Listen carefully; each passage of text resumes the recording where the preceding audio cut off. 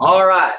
Joel, thank you for joining us. We're so excited to talk to you. My name is Daniel Foster. Guys, this is Joel Potts, Pennsylvania State FFA Champion Creed Speaker. Round of applause. Yeah!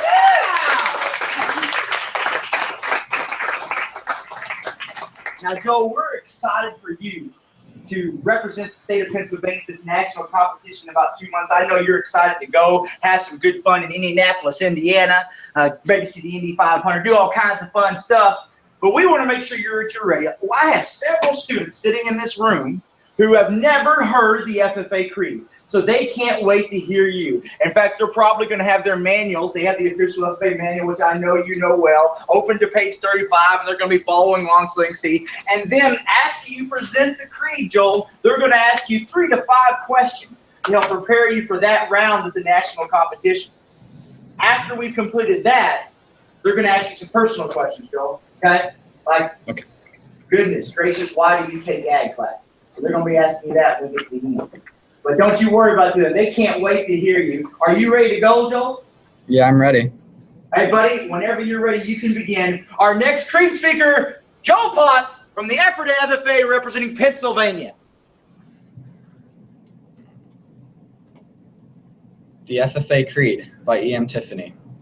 I believe in the future of agriculture with a faith born not of words, but of deeds. Achievements won by the present and past generations of agriculturists, in the promise of better days through better ways, even as the better things we now enjoy have come to us from the struggles of former years.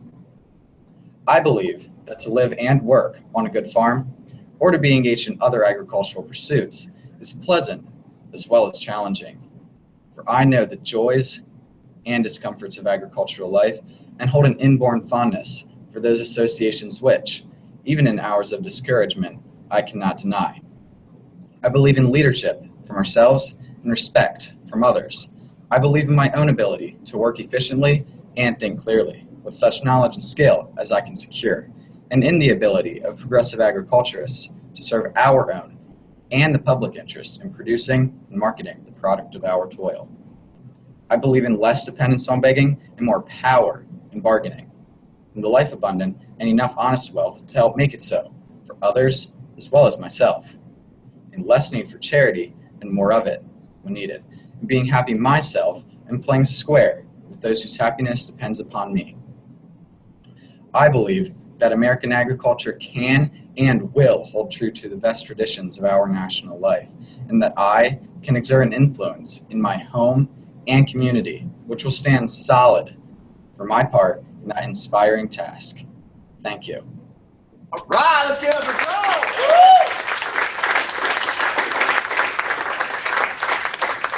Joel, before we start with the content questions, how long did it take you to memorize those 5 paragraphs? I practiced for a few months after school, once or twice or 3 times a week, and I finally got it memorized, and then I just worked deeper into getting my motions and appropriate pauses. I bet you go to sleep and not have dreams about those words, right, Joe? Yeah. Okay, well, let's take some questions because you know that's going to be an important part of your preparation for the national event. And so this is our first time to bring a speaker, and so I'm going to ask a standard protocol whenever we have a question. I'm going to see if I can do this. We're going to walk here, we're going to look at the camera so Joel can see us, and then we'll ask questions to him so he can see our face. So when I call you, you'll come up here, look at the camera, and ask the question to Joel. So we're looking for 3 to 5 questions. Who's going to be my first volunteer? Victoria, would you come out here around? And then I want the next person on deck. Okay. Who's next? Okay, Hunter, you're next, and then Katie, you're third, and then I can take this line up behind him. Like I said, if we have more, we can go from there. Okay, so look at the camera, Vic, give me the question. Hi, Joel. So obviously the FFA Creed as a whole means a lot to us as FFA members. Is there a specific part that's special to you, and why? I have to say that my favorite part of the Creed is believing in leadership from ourselves and respect from others. I believe that this is very important for our lives today and always. I think it's very necessary to show leadership because without leadership, no one's going to know what to do. They might not do it properly, but together we can become leaders, and this competition is one example of how to do that. And by And to gain respect from others, you also need to show your strong leadership skills. People won't respect you if they don't have a reason to. So that's my favorite part of the creed. Well done, Joel. Question number 2. Hunter Kaufman, Jr., Wildlife and Fishery Sciences. All right, hi Joel. So I have a tough one for you. So if you could choose one word to describe American agriculture, what would it be and why did you choose that word? I would in agriculture diverse. There are so many different fields of agriculture that there's not even a time possibility to list them all. Originally, the FFA creed stated, "I believe in the future of farming." They have changed that to agriculture more recently because of the wide variety of fields that encompasses. As I have looked into career paths for myself, I like to think that I'm good at math, so I have looked into agriculture accountants. What they do is they will help farmers get loans and help them manage their properties and assets responsibly. And also there's biotechnology. Biotechnology is very important for these farmers today, just to make sure they're raising the right plants for them. So that's diverse is the one word I'd describe American agriculture with. Excellent, Joel. So second question is from Katie McLaughlin, agri-science sophomore. Hi, Joel. I'm just wondering, what do you believe in less dependence and begging and more power and bargaining? How does that play out in our everyday lives as FFA members? In today's society, people are all too ready to beg for free handouts. I believe that it's necessary to bargain because without bargaining, the world would not go around. Because if everyone was begging, there would be no one left to give. So therefore, we need bargaining because in bargaining, both people will be giving, and so it works out for everyone. But begging cannot be forgotten completely, as there are some unfortunate people in Africa and such other countries that may not, continents and countries, that may not get their daily food or water. So in this aspect, it's very necessary for those people to beg just because they don't have anything to bargain with. But here in America, we're very blessed and we are able to bargain, so this we should do. Thank you, Joe. And our next question is from Evie Zalaski. Evie is an Elizabethtown FFA alumnus down from that part of the country and will be teaching this year at Guffey with Renee Cambruz. Evie. Thanks for joining us today, Joel. My question for you is, what would you change about the creed and why? The FFA creed has seen very many changes throughout the years as they have changed it to fit today's modern societies. I think a part in the creed that needs to be addressed more is the aspect of farming. Without farming, there would be no agriculture to revolve around it. The entire field depends on farming for it to work. So I think in the creed, it does need to mention a bit more of farming, but it does also need to mention the wide aspect of fields of agriculture. Thank you, Joe. Your last question, and then we're just going to get to know you better, is from someone you might recognize, your state FFA president, Libby Baker-Moxell, who is a future Ag Ed major at Penn State, and she has a question for you. Hi. So imagine you were approached by the President of the United States, and he was looking at his next administration, and he wanted to look to the FFA creed as kind of a motto for the years to come. What line do you think he should use?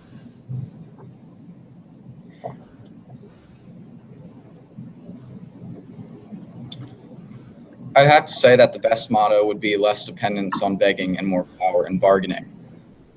Because of welfare nowadays, there are people that are just begging, as I stated earlier. This has become a real problem for our society, as some people aren't going out into the work field and working. And along with this, in agriculture, begging is also a very bad thing, because say one farmer just begs and begs for another farmer's combine or something. He might get it, but then his relationship with that farmer might not be as good as if he just asked if they could trade. By trading, he could have just asked for the combine, and in return, he would have let him borrow his tractor for the season. So I think this is a part of the creed that the president would need to address. Joel, I really appreciate you taking time out of your class schedule to talk to us today. Tell us, please, what is your SAE? My SAE project, I live on a small farm with my family, and we have 10 acres. So we have chickens, we raise belted Galloways for beef, and as well as a variety of other animals. So my SAE project will just be the upkeep of our farmette and how to raise animals better. Well done, sir. And what is, as a sophomore in high school, what is your career goal? Right now, what would you like to do after high school?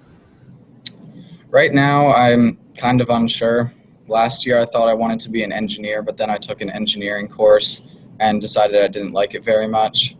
So I'm taking a business law course this year, so I'm hoping that will give me some insight into what I want to do in the future. Very good, Joel. One thing that I would say is that we need more articulate young leaders like yourself in the industry and discipline of agriculture. So I do hope that you consider perhaps looking at those agriculture majors and going to a school, I don't know, like Penn State, majoring in agriculture. Just throw that out there. But we're glad to have you there, buddy. Guys, I want to give you a chance to ask 3 or 4 questions that you just want to ask to a young person who is a sophomore in high school about why they take ag. Does anybody want to ask any questions along those lines? So, Joel, we're out of the contest portion. They just want to get to know you and kind of why you're rocking out the blue and gold. Anybody want to lead off?